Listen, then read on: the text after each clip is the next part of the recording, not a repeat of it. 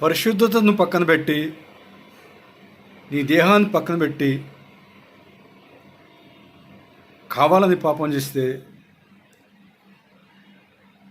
దేవుడు శిక్షిస్తాడు. జాగ్రత్త. దావీదు అలాగే పరిశుద్ధతను పక్కన పెట్టి దేవుని విడిచిపెట్టి ఘనంగా వ్యభిచారం చేశాడండి దావీదు. ఆ తప్పే, ఆ పాపమే దావీదు కుటుంబాన్ని నాశనం చేసింది. ఈరోజు నీవు కూడా నీ పరిశుద్ధతను పక్కన పెట్టి నీ దేహాన్ని పక్కన పెట్టి దేవుడిచ్చిన దేహాన్ని పక్కన పెట్టి ఘనంగా పాపం చేస్తున్నావు. జాగ్రత్త. దేవుడు నిన్ను శిక్షించే ముందే నువ్వు జాగ్రత్త పడు. దావీదు వలె దావీదు కుటుంబాన్ని నాశనం చేసిన దేవుడు నీ కుటుంబాన్ని చూస్తూ ఊరుకుంటాడండి. దేవుడు శిక్షించడా? ఖచ్చితంగా శిక్షిస్తాడు. నీ దేవుడిచ్చిన దేహంతో దేవుని మహింపరచు, దేవుని పరిశుద్ధంగా జీవించు. కానీ తెలుసు నీకు పరిశుద్ధంగా జీవిస్తేనే దేవుడు మనల్ని సంతోషంగా జీవింపజేస్తాడని సంగతి తెలుసు. కానీ నీవు సంతోషంగా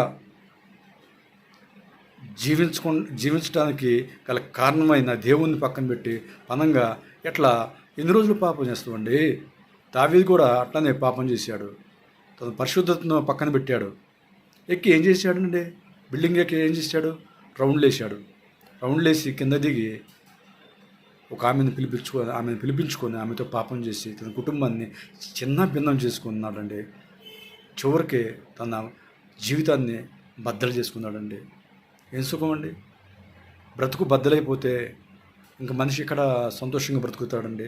ఈరోజు ఆల్రెడీ నీ బ్రతుకు బద్దలైపోయిందేమో, నీ బ్రతుకు చిన్న భిన్నం అయిపోయిందేమో, నీ బ్రతుకు ఎవరికీ కాకుండా దూరంగా ఉందేమో. జాగ్రత్త. నువ్వు చేస్తున్న ఆ పాపిష్టి పని వల్లే నువ్వు అందరికీ దూరం అయిపోయి ఒంటరిగా ఉంటున్నావేమో. ఎవరికి తెలుసు?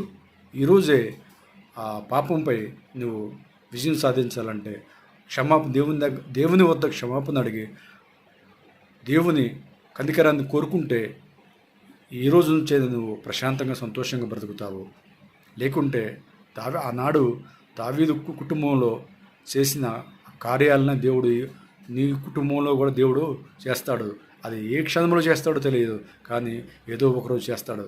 ఆ ఉగ్రత నుంచి తప్పించుకుని బయటపడితే మంచిది. దేవునికి క్షమాపణ అడిగి బయటపడితే మంచిది. లేకుంటే సంతోషాన్ని, ఆనందాన్ని కోల్పోతావు. జాగ్రత్త.